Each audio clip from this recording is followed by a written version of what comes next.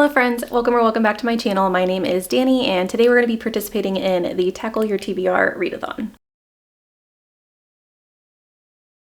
So this video was supposed to be a vlog and I recorded for a week.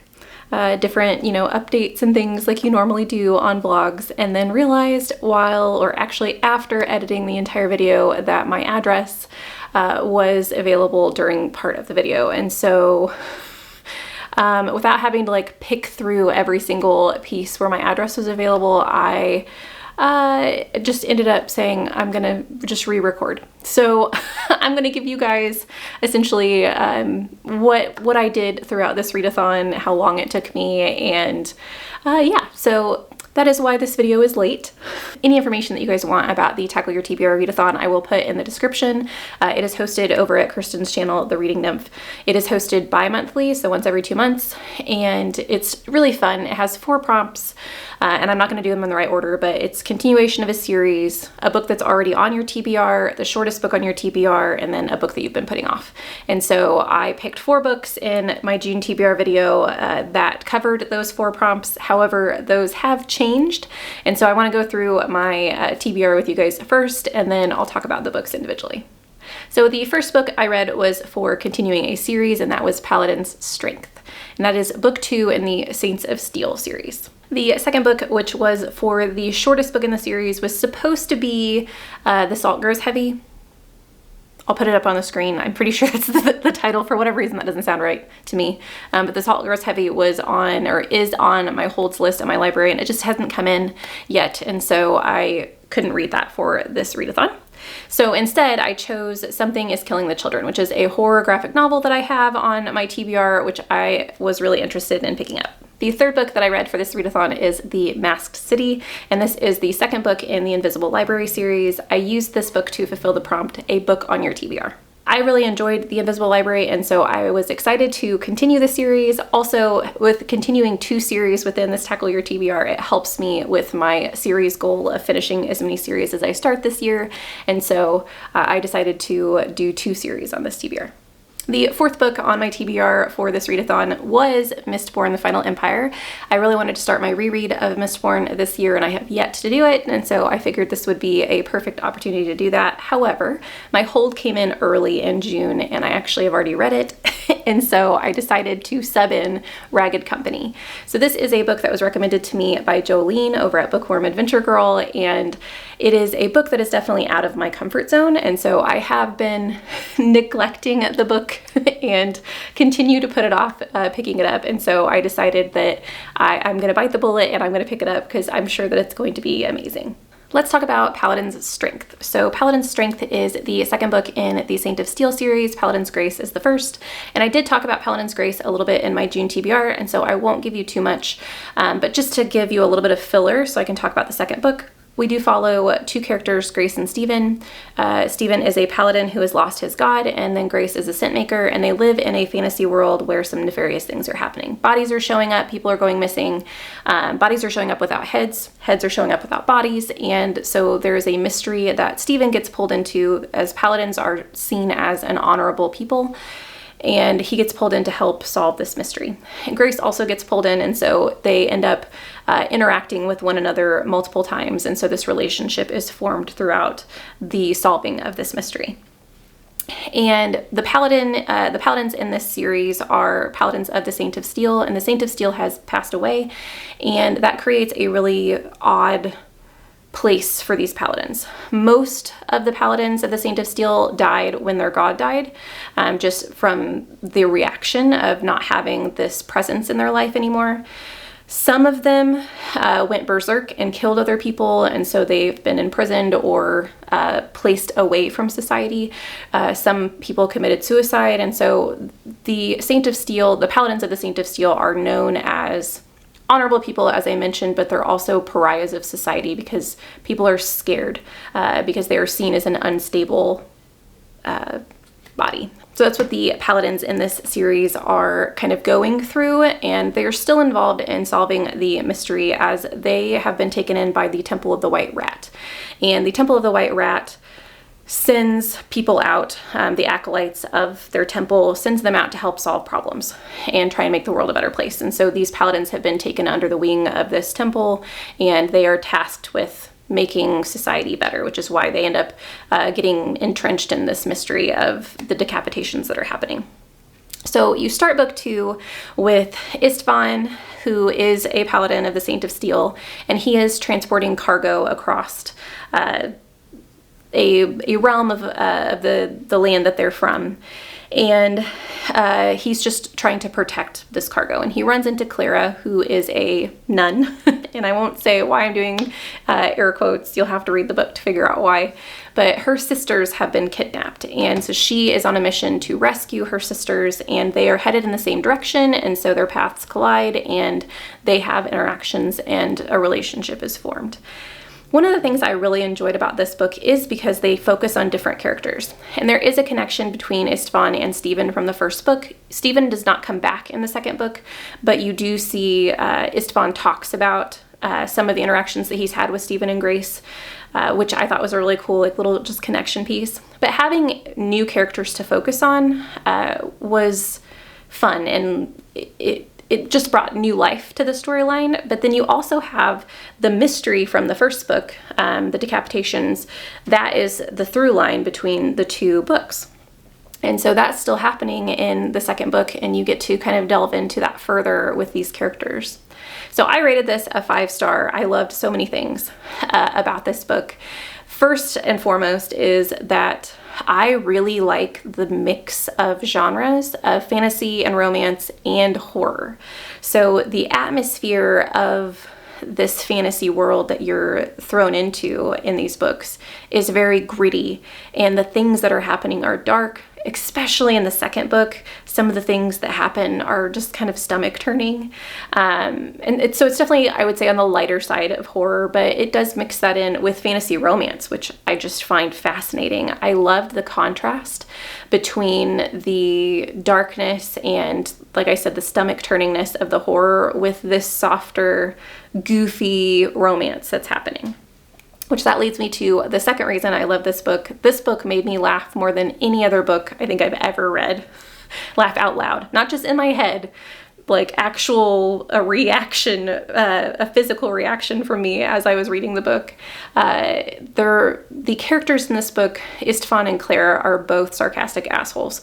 And so the fact that they are interested in one another, but also in this kind of bad situation with one another and trying to solve this heinous mystery was really entertaining to see their reactions with one another and their conversation. And their inner dialogue. All of it was just amazing. Amazing banter, hysterical. Another thing I really enjoyed about this romance was the age range that these characters lie in. So they are in their mid to late 30s, which is something I don't see in romance very often, and that is my age range, and so it's nice to have kind of a relatable relationship. Not that I don't relate to some of the other romances that I've read, but it was just nice to have something in common with these characters. And one of the conversations that I remember them talking about their age, I super related to, was waking up with aches and pains that you don't know where they came from. And had, once again, the banter and the hilarity of their conversations and talking about this really mundane experience of life that just brings these characters really close to my heart. And it was just a really relatable moment for me. I also really enjoyed the fact that these characters, which this is not relatable for me at all, were huge. I believe I can't remember exactly. They talk about their height, and I think one of them is 6'5", but I can't remember if it was Clara or if it was Istvan. But both of these individuals are just massive human beings compared to the other people in the world. And it's known a lot. They talk about it a lot in a lot of the plot lines, that they are very large individuals. And seeing Clara, who is someone who has always towered over the other women in her life, get to be called dainty. At one point, Istvan calls her dainty just because her hands are smaller than his, was really heartwarming, because she gets to be in a vulnerable situation with him, and be considered dainty, which is something that she's never considered herself. And so it gives her a different perspective of who she can be, and the fact that she can be vulnerable with him and can have someone to rely on, and that she doesn't always have to be the biggest, baddest person in the room. She can be on equal level with someone, and she can also rely on someone else to take up that mantle for her if she needs him to. One of the moments in my vlog video that I really wish that you guys could have experienced was when I figured one specific thing out in this book, and I had a reaction to it. So no spoilers by any means, but throughout this, when Istvan and Clara first interact with one another and first learn about each other, Clara does not realize that Istvan is a paladin, and you know that he is from page 1. So she does not realize that he is a paladin, and he does not realize that there is something that she is hiding. And you know that as well from when you first meet her, that there is something secretive in her that she's not giving away. And when it comes to pass where you figure out what her secret is, oh my gosh. It's not a funny thing that happens, but it was so absurd. I actually ended up reading that part while I was assembling my bookcase, and I dropped what I was doing. I think I was holding an Allen wrench. I dropped the Allen wrench and laughed out loud, and then had to re-listen to what had just happened, because I was like, I'm sure I heard that wrong. So there are lots of moments like that in this book, that things happen that are absurd, or that are really funny, or that are really meaningful, that I just think made this book amazing. So if I didn't say so already, I rated this a 5-star, which is a really great way to start off this vlog. Something that I also recorded in this vlog, and I did manage to save the recordings of this, was I finally got my bookshelf that I had been waiting for, and so I assembled that. So I will show you guys some video of me assembling that. It's not like amazing footage whatsoever, but if you guys care to see some of the assembly of my bookshelf, I'll show you guys that now.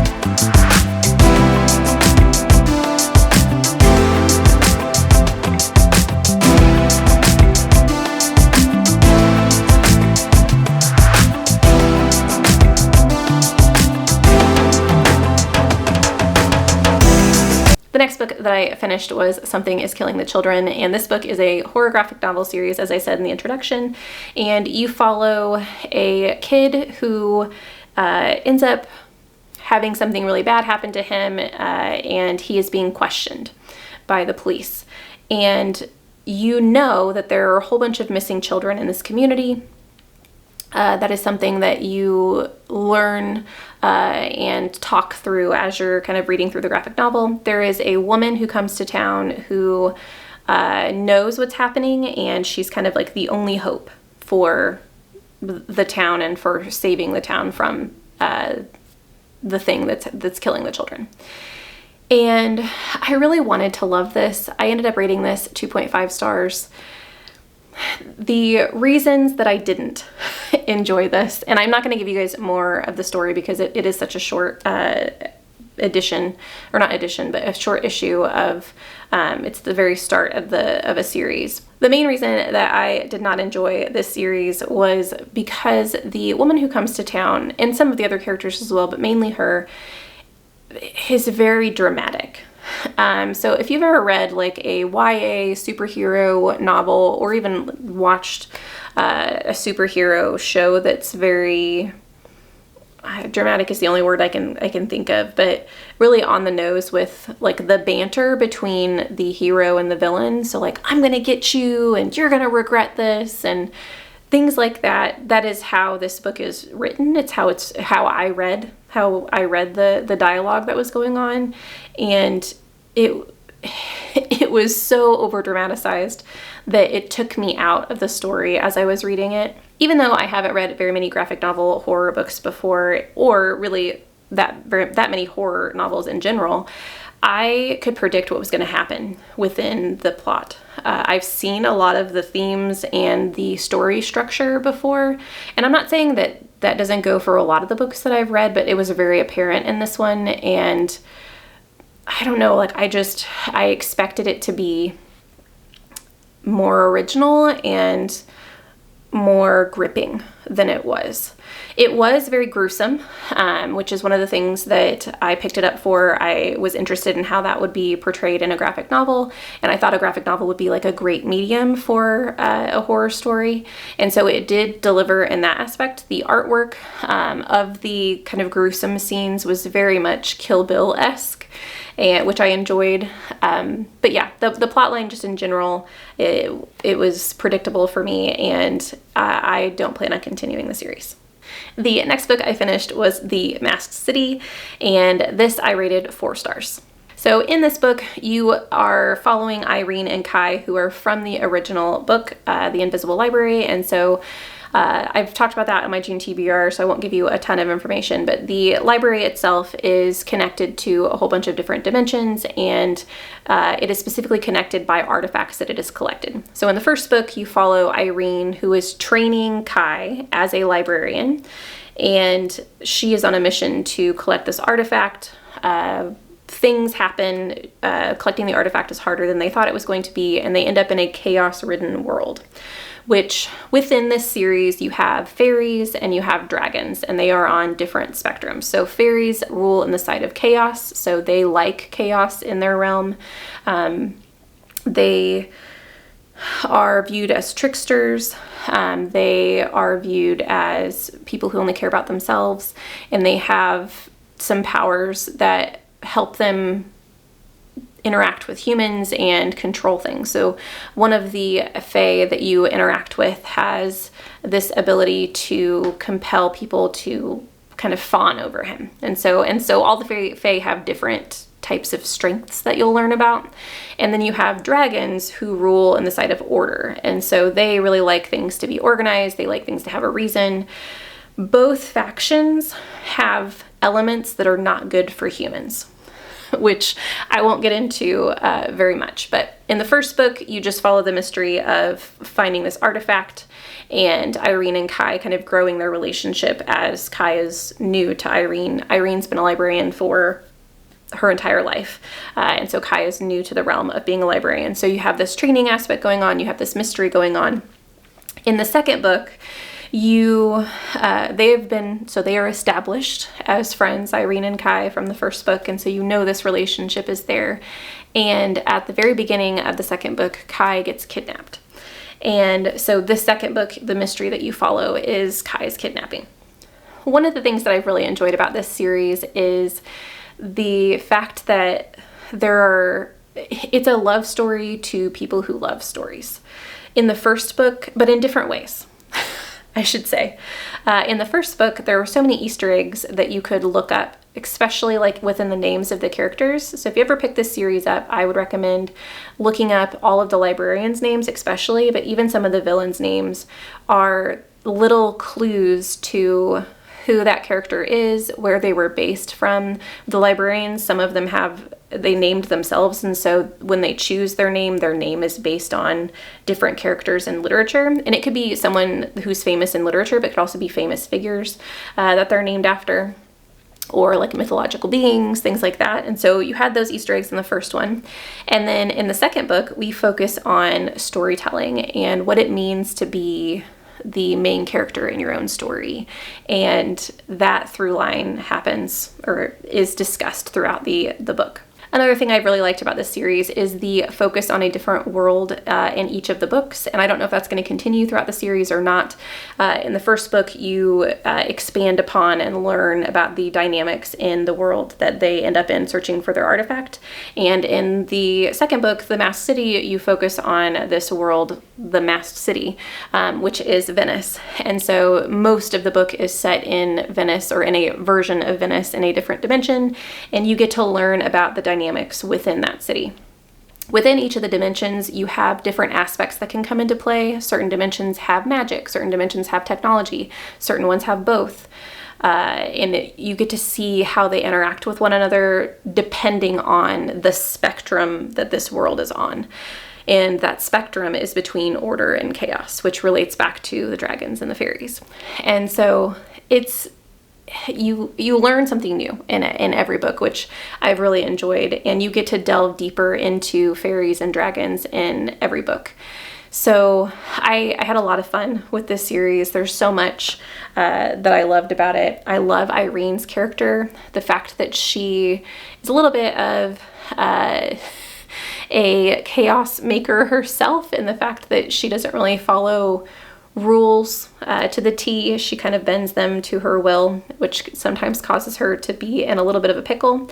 But if she does get herself into trouble, she also completely owns it and does not make excuses that it's anyone else's fault, and she uses the information that she has and the skills that she has to get herself out of the circumstance using her own wit and in knowledge. The one reason that this book did not get a 5-star from me is because something I've seen in both the first book and the second book is that this book uses very convenient things to problem solve for these characters. And I don't think it would bother me as much if certain things weren't pointed out, that they can't be used in a certain way, and then later on they are with no explanation or with a non-satisfying explanation. To give you an example of what I mean, the librarians in this series have a power to speak in the language of the library. And the language of the library helps the librarians bend reality to their will. And it's a language that all librarians have to learn, and it's essentially a superpower for them. So if someone is handcuffed, they can speak the language and tell the handcuffs to unlock, and the handcuffs unlock. And so it's described in the first book and also in this book as something that is very taxing on the user. If you use the language a lot, it will make you tired, it will give you a headache, it's taxing on your body physically. And at one point in time, you do see this. You see Irene use the language on multiple occasions, in very quick succession, and she ends up having to rely on the other characters in the book to kind of lean on as they're walking away from a situation. And so that happens. And then later in the book, there are situations where she's using the language over and over and over again with seemingly no repercussions. Maybe something small is happening, but then the actions afterwards don't lend itself to believe that she's really incapacitated. And so it was very convenient that certain things would work a certain way sometimes. There was also a scene, no spoilers or anything, but there was also a scene where we were told that the language would not work. And then later on it does work. in that same scenario.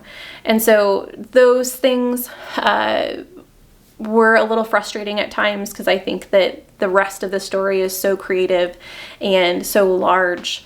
I just wish that some of the problem solving would have been as well. I will continue with the series. I had a lot of fun. I love learning about the Fae and the dragons and the hierarchy of the library, and I can't wait to see where Irene goes next. The last book that I read was Ragged Company, and I rated this a 4.5 star. So this is a contemporary novel, which is one of the reasons that I had put off reading it, because I was a little terrified that I wasn't going to like it. The only thing I knew about this book was that it was about a homeless community, and some of them had taken refuge in a theater during a winter storm. That's the only thing I knew going in. But this book is so much more than that. First off, the writing in this book is absolutely beautiful, poetic. I wish that I had my own copy that I had read, so I could have highlighted some of the sentiments and the quotes throughout the book that were just beautiful. You follow 4 homeless individuals and 1 person who is not homeless in the book, and the book is not written in a traditional way.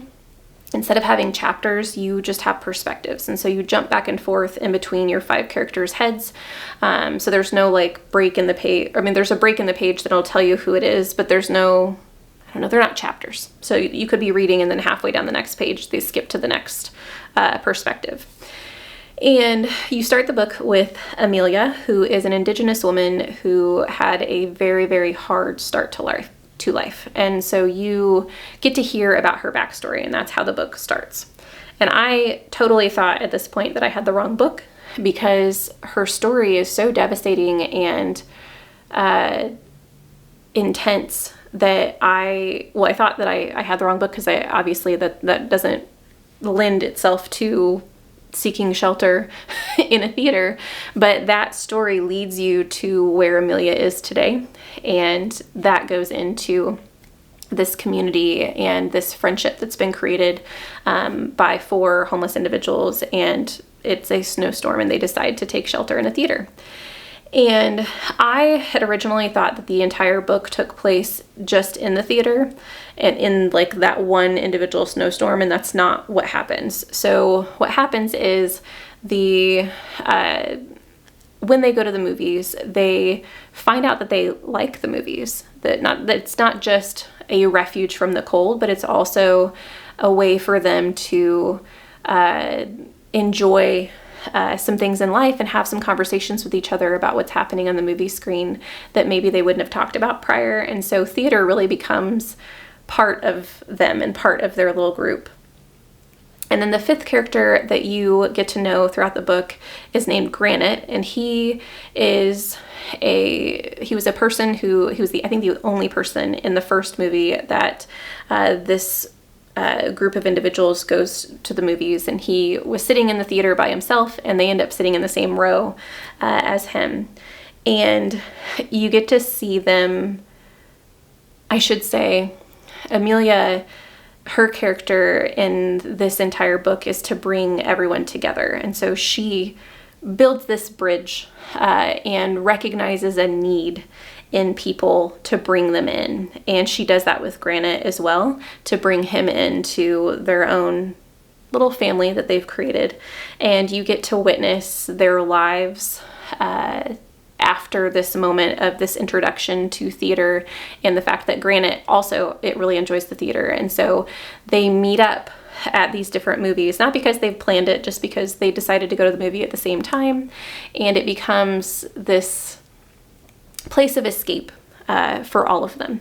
And you get to learn about their backstories as you go as well. One thing I will say, this book is very slow, and I do think that there's a purpose to that. I think it is purposeful and purposefully slow. And throughout the story, I found that originally I was frustrated because we knew all this stuff about Amelia and we knew certain things about a different character, but then some of the other characters in the book you don't know a lot about for quite a while. And that's because the author is waiting for different moments in time, different events in their life to happen to kind of trigger a reaction. And that's when they bring up some of their backstory that ties into what's happening now. And I found that some of the moments of some of the reveals that were that you had within this story of learning their backstories and where these people come from happened at just the perfect moment, and the perfect moment for them, the perfect moment for you as a reader. And like I said, it's told beautifully. The only reason I didn't give this a 5-star was because of the fact that I did think that towards the end of the book, I was getting rather tired of the very descriptive, very beautiful and poetic writing of very simple things. I loved it in the beginning, but I wish that it had tapered off towards the end, because there were certain pieces in the end. We already knew the characters, we knew their backstory. I didn't need as much description and as much thought about very simple things that were happening within their life, because I wanted to know what happened next. And sometimes I wanted to move on from a topic that we were dwelling on. And so I did find that in the end, because of the slower writing, and because of the fact that the book in itself is very hard-hitting, especially the second half of the book. I thought after reading Amelia's story that there couldn't be another story in the book that was going to be as devastating as hers. And I think they're hard to compare, the backstories that you end up getting.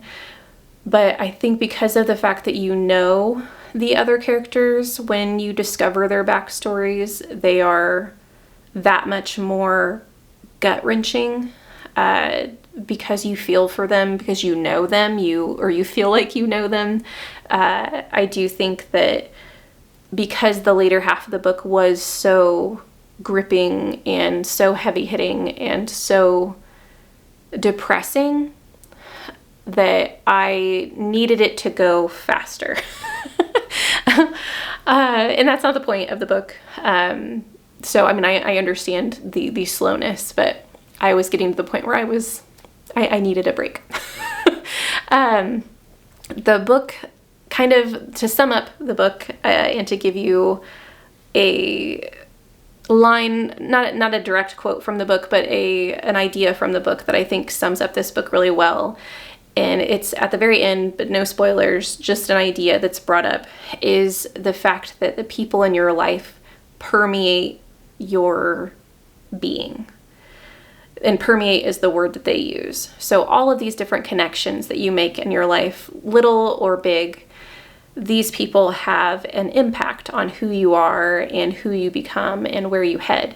And they permeate your life.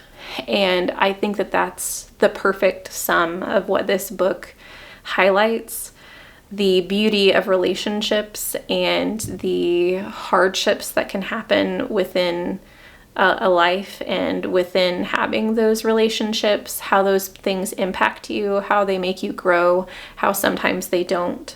It was a really good book. So those are my thoughts on the 4 books that I read for this would-be reading vlog. I apologize that you guys didn't get to see the original footage.